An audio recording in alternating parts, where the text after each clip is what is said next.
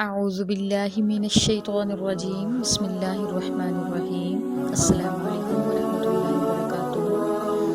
اللہ کے بابرکت نام کے ساتھ آغاز کرتے ہیں جو بے انتہا مہربان فرمانے والا ہے۔ درود السلام آمنہ کے لال پر کہ جن کا نام نامی اسم گرامی جناب محمد مصطفیٰ احمد مرتبہ فدا امی و ابا صلی اللہ علیہ وآلہ وسلم ہے۔ آپ کے درود پاک پر جی پچھلی کلاس میں ہم نے جو پڑھا تھا وہ یہ تھا کہ اللہ رب العزت نے مسلمانوں کو دار ارقم کی صورت میں ایک ایسا پلیٹ فارم دے دیا تھا جس میں مسلمان دین سیکھ سکتے اور سکھا سکتے تھے۔ آج ہم پڑھیں گے مکی دور کا 6 سے لے کے 9 سال تک کا دورانیہ اور اس میں ڈھائے جانے والے یا پیش آنے والے اہم ترین لیکن مختصر واقعات۔ جی تو آج ہم اپنی کلاس میں سب سے پہلے پڑھیں گے آپ صلی اللہ علیہ وسلم کی اولاد کے بارے میں، پھر مکہ میں ڈھائے جانے والے ظلم و ستم کے بارے میں، حضرت حمزہ کے قبول اسلام کے بارے میں اور حضرت عمر کے قبول اسلام کے بارے میں، شیخ ابی طالب کا معاشرہ ہوگا اور اس کے بعد علی الاعلان دعوت کروانے کی وجہ کیوں پیش آئی، پھر حضرت ابو لہب ہیں ان کی شرارتوں کے بارے میں ہم پڑھیں گے اور جو جس طرح نبی پاک صلی اللہ علیہ وسلم کو ذہنی اور جسمانی ٹارچر کیا کرتے تھے اور مذاق اڑایا کرتے تھے، اور پھر سورہ کوثر کا نزول۔ جی تو ہم سب سے پہلے آتے ہیں آپ کی اولاد کی طرف۔ تو آپ کی اولاد میں حضرت خدیجہ کے بطن سے جو آپ کی اولاد تھی ان میں سے حضرت قاسم، حضرت رقیہ، حضرت زینب، حضرت ام کلثوم، حضرت فاطمہ رضی اللہ تعالیٰ عنہ۔ جی اب یہ جو اولاد ہے یہ نبی پاک صلی اللہ علیہ وسلم کی اولاد حضرت خدیجہ کے بطن سے ہے۔ اس کے علاوہ ایک بیٹے کا ذکر آتا ہے حضرت ابراہیم کا جو حضرت ماریہ کے بطن سے تھے۔ بعض جگہوں پہ آپ کے 2 صحابزادوں اور کا بھی ذکر ملتا ہے ہمیں۔ ابو القاسم یعنی قاسم اور ابراہیم کا انتقال ہو چکا ہے، آپ کی بیٹیاں ماشاءاللہ سلامت تھیں۔ اب آپ کی جو کنیت ہے وہ ابو القاسم ہے اور یہ انہی کے بیٹے قاسم کی نام سے، اور اللہ کے نبی پسند کرتے تھے ابو القاسم کنیت کو۔ اب جب ان نبی پاک صلی اللہ علیہ وسلم کے بیٹوں کا انتقال ہو گیا، وہ ایسا زمانہ تھا کہ بیٹوں پر لوگ فخر کیا کرتے تھے، ان کو نسل کو بڑھانے کی وجہ بتایا کرتے تھے، اور بیٹیوں میں تو اب پتہ ہے وہ شرمندگی اور ذلت محسوس کیا کرتے تھے، اور آج بھی اگر دیکھا جائے تو بہت جگہ پہ ایسا پایا جاتا ہے، لیکن بہرحال اس دور میں جو تھا وہ بہت زیادہ ہی تھا، جس کا بیٹا نہیں ہوتا تھا تو اس کو تن و تشبیہ دی جاتی تھی۔ تو جب نبی پاک صلی اللہ علیہ وسلم کی اولاد میں بیٹے جو تھے ان کی ڈیتھ ہو گئی تو ابو لہب کو موقع مل گیا، اسے طرح طرح کی ذہنی اور جسمانی ٹارچر کیا اور تن و تشبیہ کیا، حتیٰ کہ کہا جاتا ہے کہ یہ نبی پاک صلی اللہ علیہ وسلم کے ساتھ ساتھ رہتا تھا، پیچھے پیچھے چلتا تھا اور لوگوں کو بتاتا تھا نعوذ باللہ کہ یہ شریر ہیں اور یہ مجنون ہیں، نعوذ باللہ طرح طرح کی باتیں کیا کرتے تھے۔ تو جب نبی پاک صلی اللہ علیہ وسلم کے بیٹے ابراہیم کا انتقال ہوا تو آپ ان کو ہاتھ میں لیے ہوئے اور کہتے ہیں ابراہیم دل غم سے نڈھال ہے، دل بہت رستا ہے، اور ہم کوئی بات ایسی نہیں کریں گے کہ جس سے ہمارا اللہ ناراض ہو جائے، اور آنکھوں سے آنسوں کی لڑی داڑھی مبارک سے جاری ہونے لگی، یعنی داڑھی مبارک تر ہوگی آپ کے آنسوں سے۔ تو صحابہ کرام پوچھا یا رسول اللہ آپ بھی؟ تو آپ صلی اللہ علیہ وسلم نے فرمایا کہ یہ تو دل کا رحم ہے جو آنسوں کے ذریعے باہر آ گیا، یعنی یہ تو دل کا رحم ہے، لیکن کوئی ایسی بات ہم نہیں کریں گے جس سے ہمارا اللہ ناراض ہو جائے۔ آپ ابو لہب نے کہا کہ جی دیکھیں نعوذ باللہ ان کی نسل ختم ہوگی، ان کے ہاتھ کٹ گئے اور ان کی دم کٹ گئی، نعوذ باللہ اب ان کی نسل ختم ہو جائے گی، ان کا نام لینے والا کوئی رہے گا نہیں۔ تو اللہ نے اسی وقت سورۃ الکوثر کا نزول کر دیا کہ نہ آپ اپنے رب کی نماز پڑھیں اور اپنے رب کے نام کی قربانی کریں، تیرا دشمن جڑ کٹا ہے، تیرا دشمن بے نام و نشان رہے گا، آپ کو بے نام و نشان رہے گا۔ آج اب دیکھیں کہ کہاں گیا وہ ابو لہب، وہ ابو جہل جن کے بیٹے ہوا کرتے تھے اور بڑے مشہور ترین ہوتے تھے اور بڑے جنگجو ہوا کرتے تھے، 9-10 بیٹوں کے باپ ہونے کے باوجود آج ان کا نام لینے والی کتنی دنیا ہے، اور جن کا کوئی بھی بیٹا نہیں زندہ سلامت بچہ تھا ان کا نام لینے والی کتنی دنیا ہے۔ اللہ نے تسلی سورہ کوثر میں دی کہ میں نے تو تمہیں کوثر عطا کر دی ہے، اسے کوثر کا کھانا وہ تمہیں عطا کر دی ہے، اور ماشاءاللہ شہد سے زیادہ میٹھا جس کا پانی، دودھ سے زیادہ سفید جس کا پانی، جو پیے گا اس کو پیاس نہیں لگے گی، اور جنت میں وہ جاری نہر ہوگی۔ اللہ اکبر، کیا سین ہوگا وہاں کا۔ اللہ کہتے ہیں میں نے تمہیں وہ عطا کر دی ہے، بس آپ نے اپنے رب کے نام کی قربانی کرنی ہے، ٹھیک ہے، اور نماز پڑھنی ہے۔ دشمن تمہارے جتنے بھی ہیں وہ نامراد رہیں گے اور ان کی جڑیں کٹی رہیں گی، اور ایسا ہی ہوا ہے۔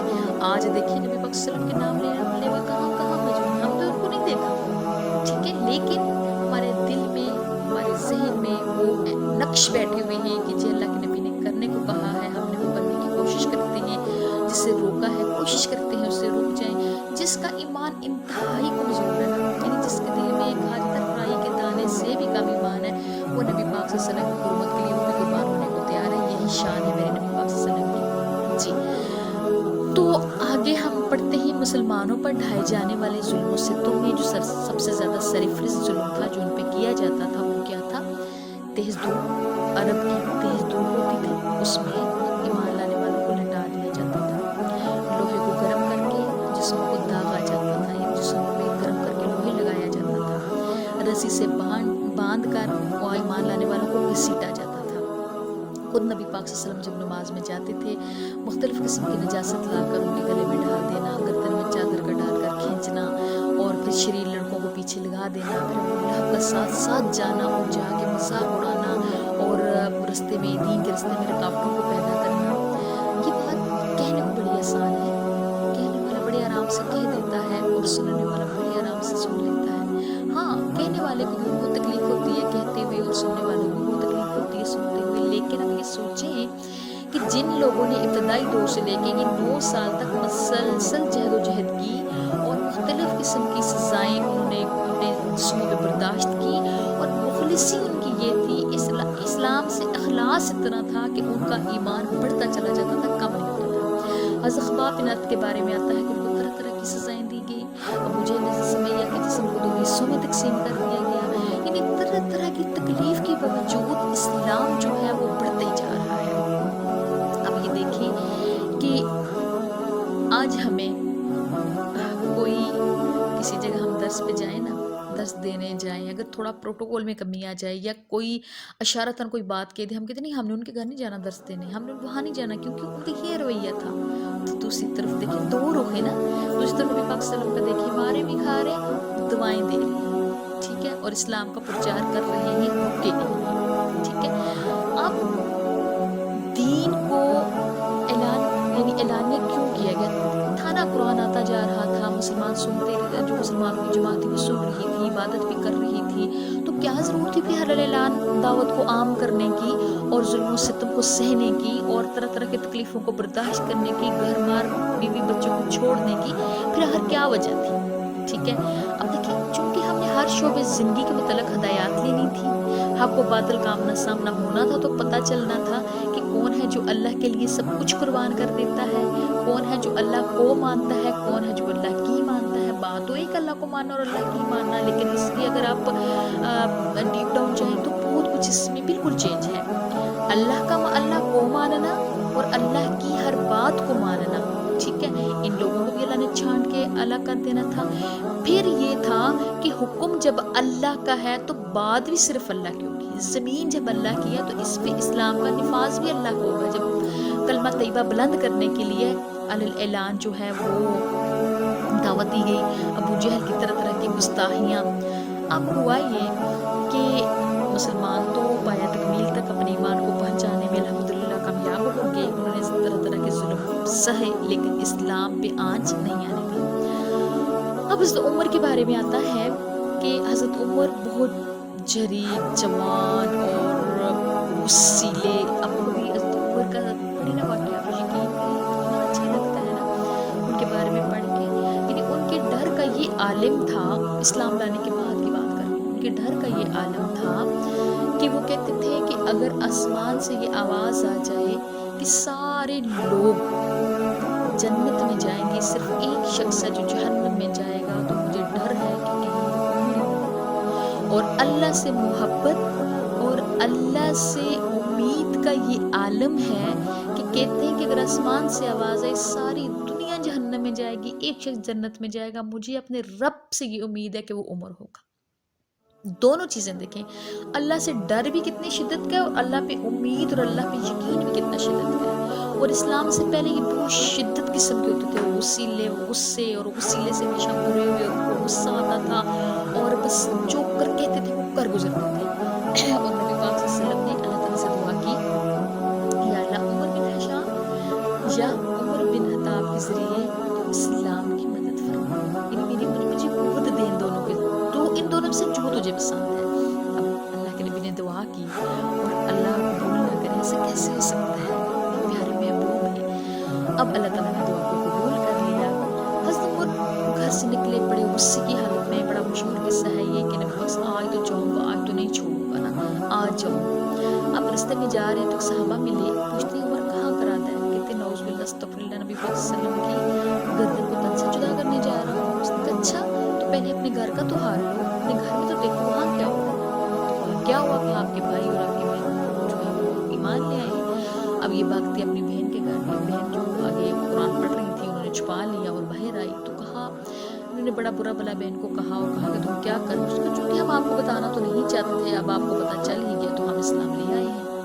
अब इन्होंने अपने बहन को भी मारा, गुस्सा किया, वो तो किया, लेकिन हज़रत फातिमा जो थी वो आगे खड़ी हो गई। तो हज़रत उमर भी सोचते पे मजबूर हो गए कि देखिए उमर के सामने बड़े बड़े नहीं खड़े हो सकते, तो एक औरत को किसने इतना मजबूत बना दिया कि जो उमर के सामने आके खड़ी होगी। वो बहन के नाम से डरती थी, आज वो सामने आके खड़ी हुई है। इसको ये कुव्वत, इसको ये यकीन और इत्मीनान किस चीज़ ने बनाया है। उमर के सामने बड़ी बड़ों की बोलती बंद हो जाती है, तो एक बहन का खड़े हो जाना और दिलेरी से डट जाना ये आम बात नहीं है। कहा चलो लाओ पढ़ाओ, देखो वो क्या कलाम है जो मैं उनका, नहीं हम आपको ऐसे नहीं पढ़ाएंगे, इसके लिए आपको पाक होना पड़ेगा, गुस्ल करना पड़ेगा। बहरहाल उन्होंने किया और सूरे हदीद और सूरे तोहा की जो कुछ आयात थी वो तलावत की गई और वहीं पे हज़रत उमर जो थे वो पिघल गए। ठीक है, अब कहते हैं कि मुझे हज़रत मोहम्मद के पास ले जाओ, मैंने भी इस्लाम कबूल करना है। अब बहन और बहनोई दोनों डर रहे हैं कि हज़रत उमर ने वहाँ जाके कुछ किया तो हम क्या करेंगे। बहरहाल लेके, अब जब लेके उनको जा रहे हैं तो दार अरकम में बैठे हुए नबी पाक सल्लल्लाहु अलैहि वसल्लम, वहाँ पे असहाब सुफ़ा बैठे हुए हैं, यानी उनसे दीन सीखने वाले बैठे हुए हैं। तो सहाबा इकराम कहते हैं उमर आ रहा है, यानी परेशान हो गए, उमर आ रहा है। तो अल्लाह के नबी ने कहा आने दो, ये खैर से आ रहा है, अगर शर से आया तो हम इसी की तलवार से इसी की गर्दन को अलग कर देंगे, अगर खैर से आएगा तो हम इसका इस्तेमाल करेंगे। अब आके बैठे और सारी बात हुई और इस्लाम कबूल किया और फ़ौरन नमाज का टाइम हुआ। सहाबा इकराम उठ के कोई दाएं कोई बाएं जाने लग गया। हज़रत उमर ने पूछा, या रसूल अल्लाह ये क्या बात है, आपके जो ये सहाबा हैं कि अपने इस्लाम लाने से खुश नहीं हुए।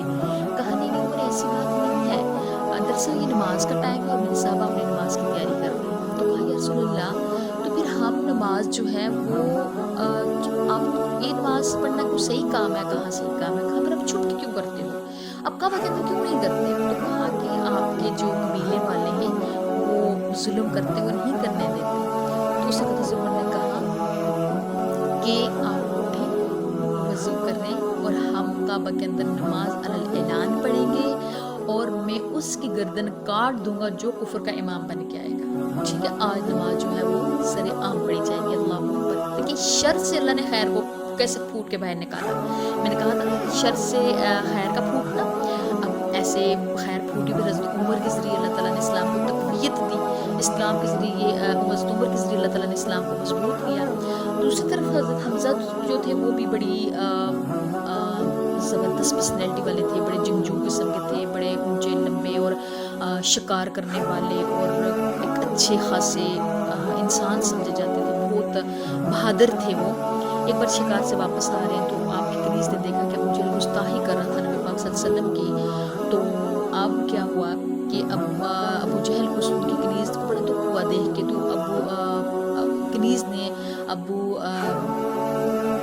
हज़रत हमज़ा को कहा कि आपके घर में तो ये हो रहा है, यानी अब आपके भतीजे के साथ अबू जहल ने ये सलूक किया है, यानी उनको तकलीफ़ दी है, गुस्ताखी की है, कि ये ऐसे ही चलता रहेगा। तो हज़रत हमज़ा जो थे वो बड़े गुस्से में आए और उन्होंने आके सेम जो सज़ा जो गुस्ताखी की थी नबी वसल्लम की, सेम वैसा ही सलूक अबू जहल के साथ किया और जाके नबी पाक को बताया कि मैं आपका बदला लेके आया हूँ। तो अल्लाह के नबी मुस्कुरा दिए और कोई बात ना की। तो हज़रत हमज़ा ने पूछा कि आपको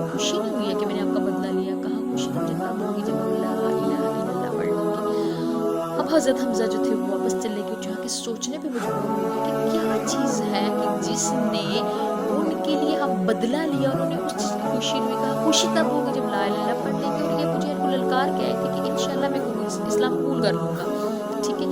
اب انہوں نے بھی اسلام قبول کر لیا۔ اب اللہ تعالیٰ نے دو مضبوط جو لوگ تھے وہ حضرت عمر کو، حضرت عمر اور حضرت حمزہ کو اللہ تعالیٰ نے نبی پاک صلی اللہ علیہ وسلم کو دے دیا، ٹھیک ہے۔